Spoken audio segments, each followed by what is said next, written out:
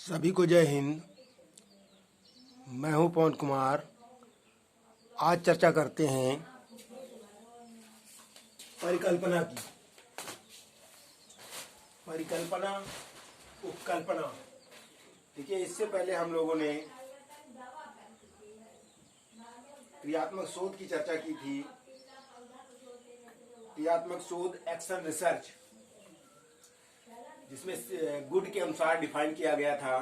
क्रियात्मक अनुसंधान शिक्षकों, निरीक्षकों तथा प्रशासकों द्वारा अपने निर्णय तथा कार्यों की गुणात्मक उन्नति के लिए प्रयोग किए जाने वाला अनुसंधान।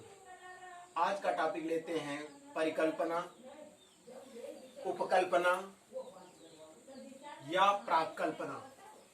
इसको कई नाम से भी जानते हैं, परिकल्पना, उपकल्पना, प्राक्कल्पना।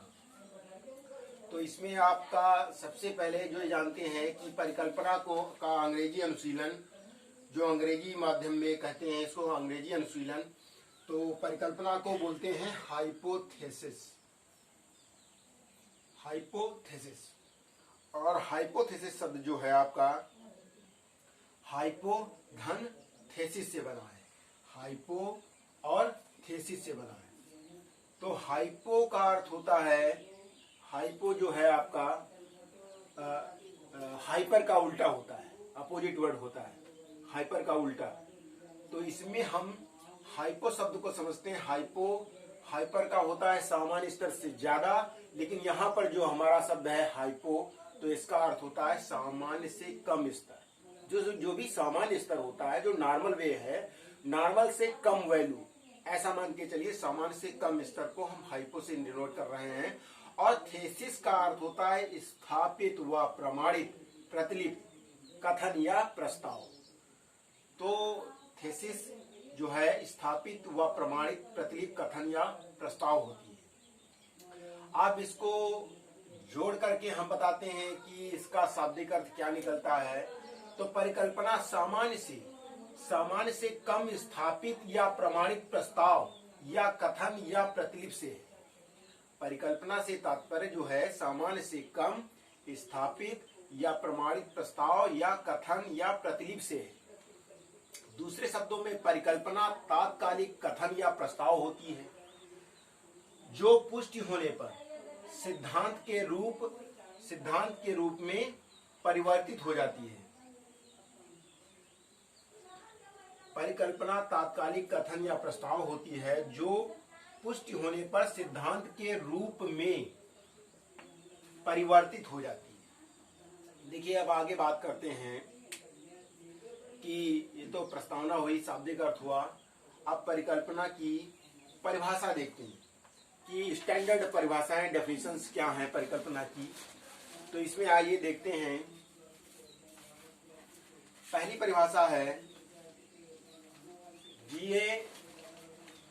जीए लुंडबर्ग के अनुसार, परिकल्पना एक ऐसा अंतरिम सामान्यीकरण है जिसकी वैधता की जांच की जाती है।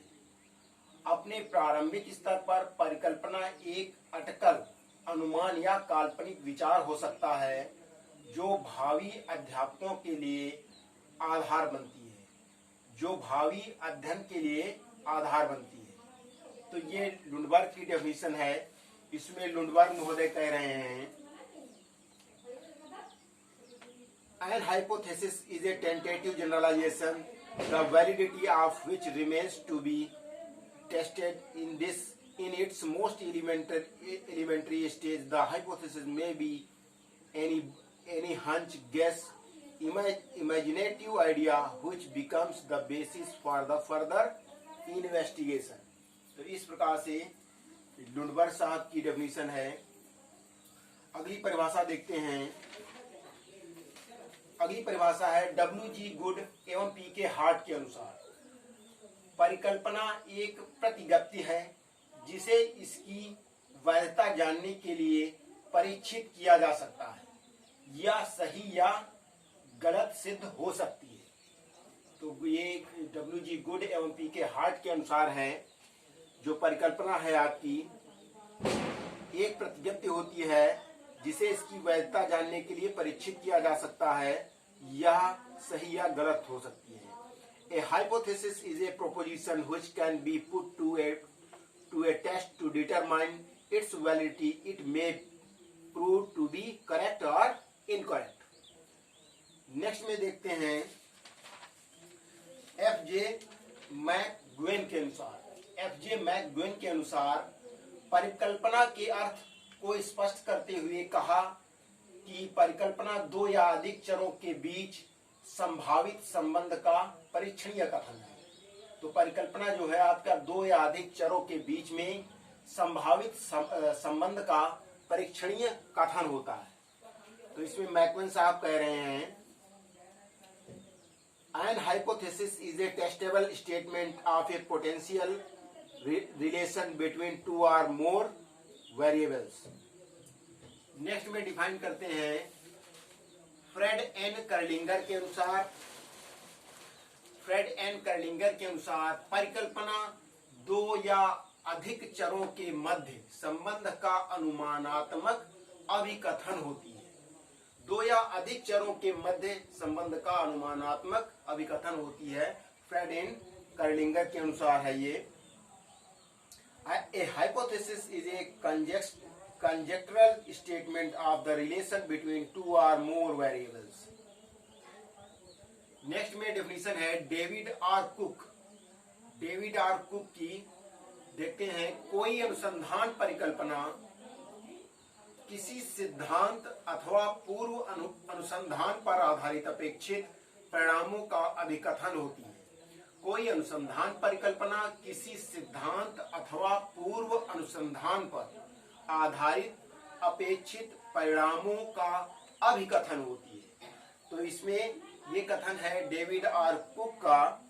तो डेविड आर कुक महोदय कह रहे हैं a research hypothesis is the statement of expected outcomes that is based on theory और प्रीवियस रिसर्च। नेक्स्ट में देखते हैं डीबी वान डलिन के अनुसार परिकल्पनाएं संस्तुत समस्या समाधान होते हैं जिन्हें सामान्यीकरणों या प्रतिज्ञप्तियों के रूप में अभिव्यक्त किया जाता है। तो डीबी वान डलिन कह रहे हैं परिकल्पनाएं संस्तुत समस्या समाधान होते हैं जिन्हें सामान्यीकरणों या प्रतिज्ञप्तियों के रूप में अभिव्यक्त किया जाता है। तो ये वान डलिन के शब्दों में है hypothesis is suggested problem solutions which are expressed as generalizations or propositions. Next में देखते हैं चैपलिन के अनुसार अनुसंधान की परिकल्पना एक अभिधारणा होती है जो अंतरिम स्पष्टीकरण का कार्य करती है। अनुसंधान की परिकल्पना एक अभिधारणा होती है जो अंतरिम स्पष्टीकरण का कार्य करती है। तो चैपलिन के अनुसार है hypothesis is an assumption which serves as a tentative explanation. तो ये चैपलिन का कथन है, चैपलिन की परिभाषा है। और नेक्स्ट में आपकी परिभाषा जो बहुत प्रसिद्ध है जॉन सी टाउनसेंड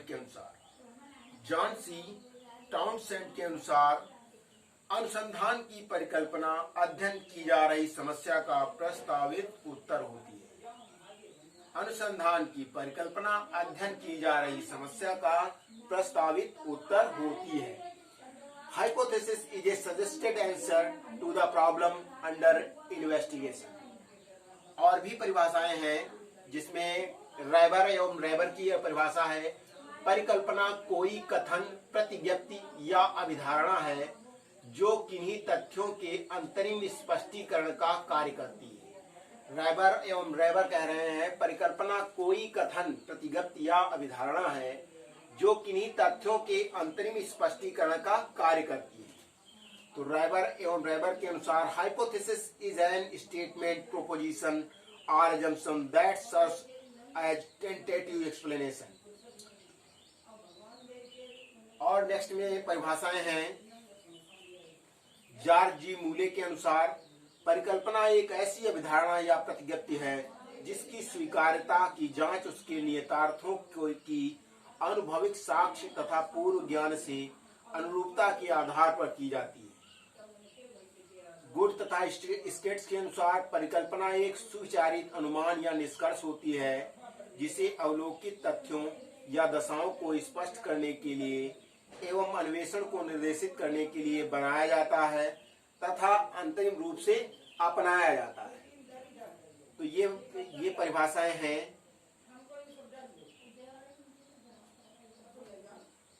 हाइपोथेसिस की। अब आगे बढ़ते हैं।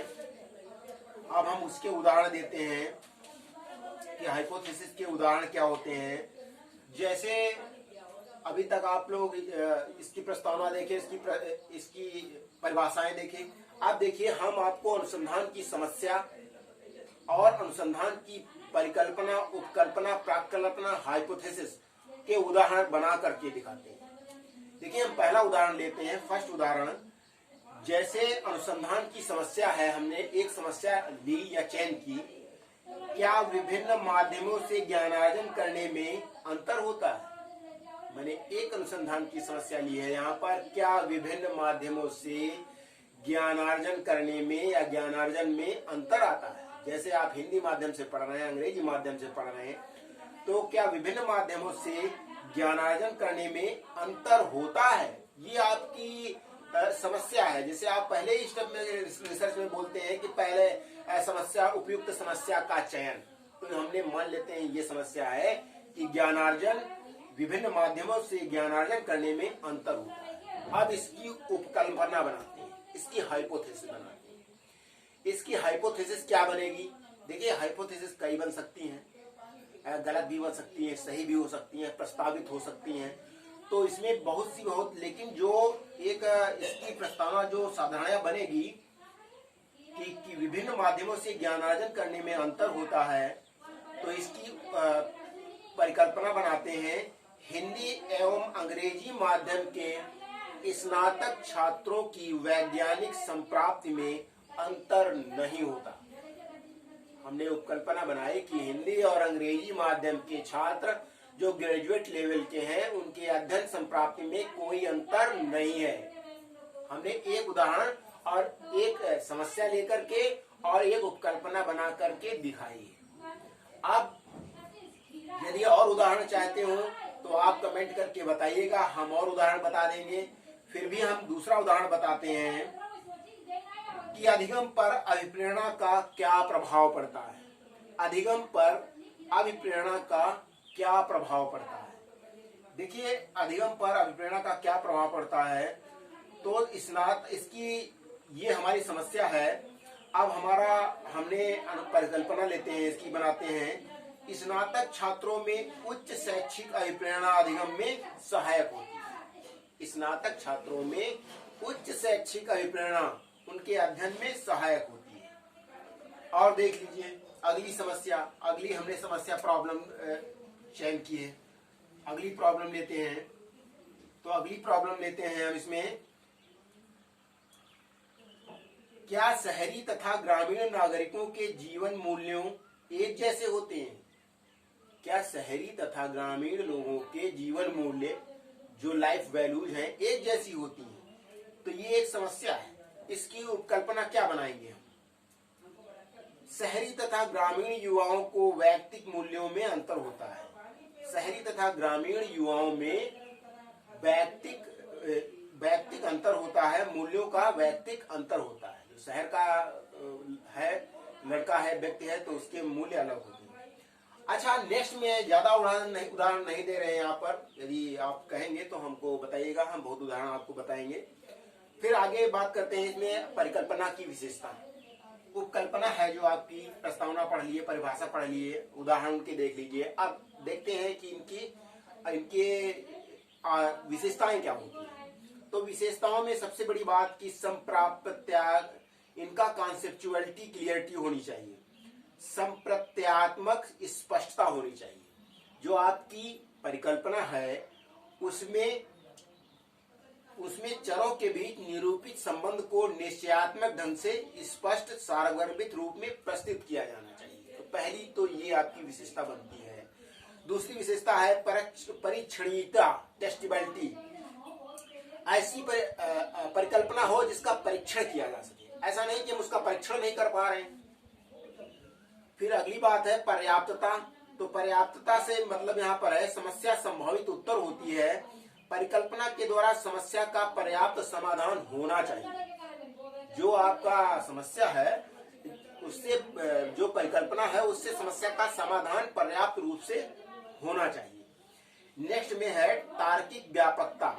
तार्किक व्यापकता में उसमें तार्किक व्यापकता होनी चाहिए। परिकल्पित संबंधों की व्याख्या में घटना के सभी महत्वपूर्ण पक्षों का समावेश होना चाहिए। अगला फैक्ट है, विशेषता है संगतता। तो संगतता में किसी भी अच्छी परिकल्पना को उस समय तक ज्ञात तथा स्थापित सभी तथ्यों, सिद्धांतों व नियमों के साथ संगत होना चाहिए। सरलता, परिकल्पना आपका सरलतम उत्तर हो। विशिष्टता, परिकल्पना आपकी विशिष्ट हो। जिस क्षेत्र की परिकल्पना बनाए हैं वो उस विशिष्ट क्षेत्र को निरूपित करती हो। जैसे ग्रामीण एवं शहरी परिवेश के व्यक्तियों में या बालकों में जीवन मूल्यों का अंतर होता है। तो ग्रामीण और शहरी परिवेश को वही निश्चित स्तर है जो शहरी और ग्रामीण निश्चित है आपका, तो वो निश्चित होना चाहिए और जीवन मूल्य वो भी निश्चित होने चाहिए। तो उसमें आपकी विशिष्टता होनी चाहिए। और फिर इसके अलावा सत्याभासता, व्यवहारिकता, मितव्ययिता। सत्याभासता में मतलब कि वो हमें लगे, हमने जब परिकल्पना बताई कि जैसे ग्रामीण और शहरी क्षेत्रों के जीवन मूल्यों में अंतर है तो वो हमको लगे कि वो सही है, तब सत्यभासता की बात करते हैं। नेक्स्ट में व्यवहारिकता। व्यवहारिकता ऐसी है कि उसको हम व्यवहार में उपयोग ला सकें। और सबसे जरूरी बात है मितव्ययिता, कि कम समय में, कम धन, कम श्रम में हम अपना कार्य कर लें। ऐसे उपकरण, महंगे उपकरण नहीं जरूरत पड़े, ऐसी परिकल्पना होनी चाहिए जो हमारी मितव्ययी हो। और नेक्स्ट में इसमें परिकल्पनाओं के प्रकार बनते हैं। तो परिकल्पनाओं के प्रकार में कई प्रकार का वर्गीकरण है और अलग अलग प्रकार से परिकल्पनाओं का वर्गीकरण बताया गया है।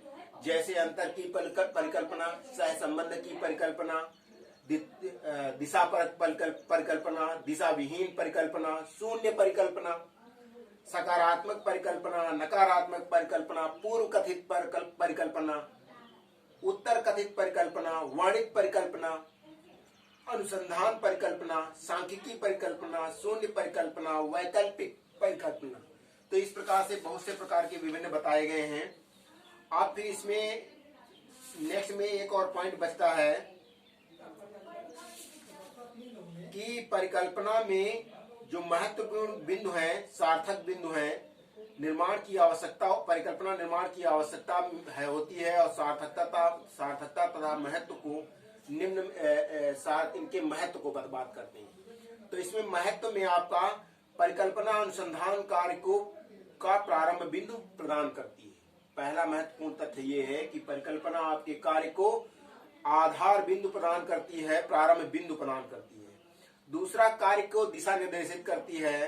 तीसरा, क्षेत्र को सीमित व व्यवहारिक बनाती है। चौथा, कार्य करने को विशिष्ट तथा केंद्रित करती है। कार्य को सार्थक तथा औचित्यपूर्ण बनाती है। कार्य के प्रारूप निर्धारण में उपयोगी होती है। अनुसंधान कार्य में विश्वसनीय प्रदत्त पाने में सहायक होती है। अनुसंधान कार्य को मितव्ययी बनाती है, कम खर्ची बनाती है, इकोनॉमिक। पूर्व कथन प्रस्तुत करने में सहायक होती है। परिकल्पना तथा स्थापना में सहायक होती है। तो इस प्रकार से परिकल्पना सिद्धांत निरूपण में सहायता देती है। परिकल्पना मानव के ज्ञान भंडार में बढ़ोतरी करती है। तो इस प्रकार से परिकल्पना की जानकारी प्रस्तुत की गई है। तो इसमें कोई कंफ्यूजन हो, कुछ आपके डाउट हो या आपके सुझाव हो तो हमें कमेंट बॉक्स में लिखिएगा। कि परिकल्पना को हमने प्रस्ताव दिया कि परिकल्पना को उपकल्पना, प्राकल्पना, हाइपोथेसिस कहते हैं। हाइपोथेसिस, हाइपोथेसिस सामान्य से कम स्तर स्थापित व प्रमाणित प्रतिलिप कथन, सामान्य से कम स्थापित या प्रमाणित प्रस्ताव या कथन या प्रतिलिप से है। परिकल्पना तात्कालिक कथन या प्रस्ताव होती है जो पुष्टि होने पर सिद्धांत के रूप में परिवर्तित हो जाती है। फिर इसकी हमने डिफाइन किया है कि जैसे जॉन सी टाउनसेंड की है परिभाषा, अनुसंधान की परिकल्पना अध्ययन की जा रही समस्या का प्रस्तावित उत्तर होता है। वीडियो देखने के लिए धन्यवाद। हमारा चैनल सब्सक्राइब कर दें।